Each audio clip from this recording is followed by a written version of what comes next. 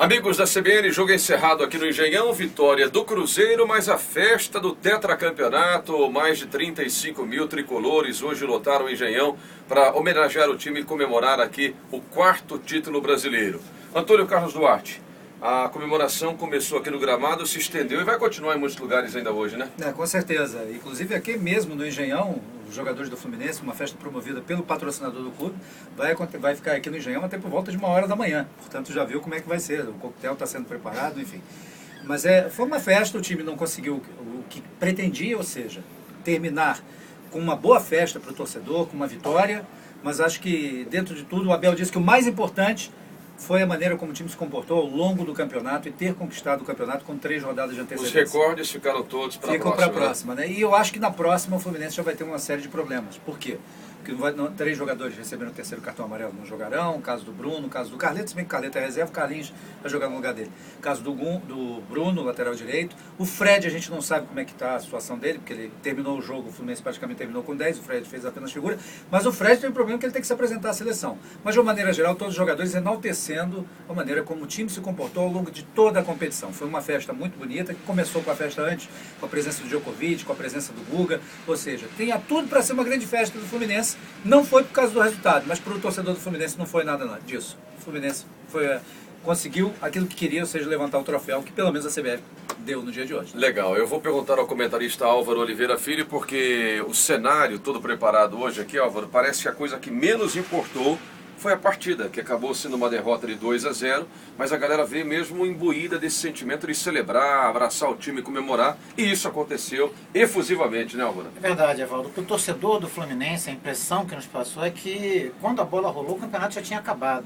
O torcedor ficou na fila, encarou aquele tempo todo para comprar ingresso, porque queria ver a entrega do troféu, a volta olímpica, a festa do time.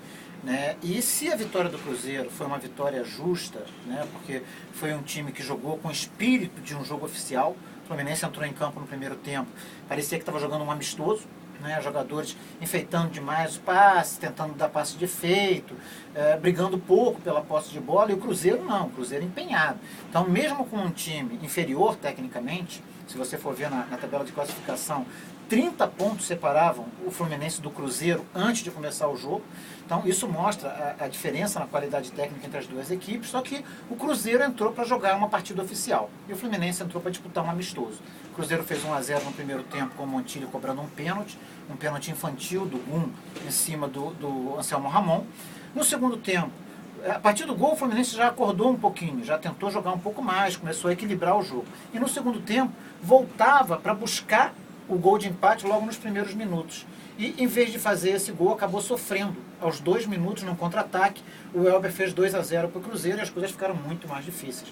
O Fluminense ainda conseguiu acertar uma bola na trave, ainda criou algumas boas oportunidades, mas o Cruzeiro também teve as suas no contra-ataque. O Elber perdeu um gol frente a frente com o Diego Cavalieri, goleiro do Fluminense, fez mais uma daquelas suas defesas milagrosas, salvou para escanteio. Então, a vitória do Cruzeiro foi mais do que justa.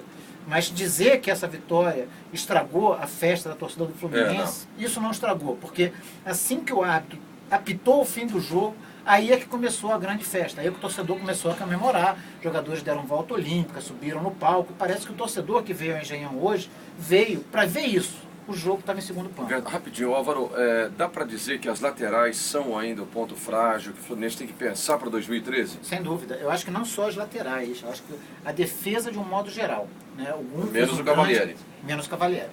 O Gum fez um grande campeonato, mas precisa ter um zagueiro confiável ao lado dele.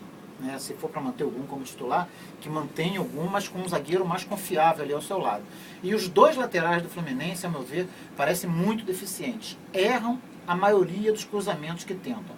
O Carlinhos chegou à seleção brasileira por absoluta carência de jogadores nessa posição, jogando aqui no futebol brasileiro, mas o Fluminense precisa... E o Bruno oscila, né? Não, o Bruno oscila, mas 80% dos jogos ele está em baixa, né? E 20% ele consegue jogar um futebol razoável, mas também erra muitos cruzamentos. Se o Fluminense tivesse hoje laterais que acertem pelo menos 60% dos cruzamentos, já teria sido campeão há mais tempo e o Fred provavelmente seria um artilheiro com mais gols do que ele tem hoje.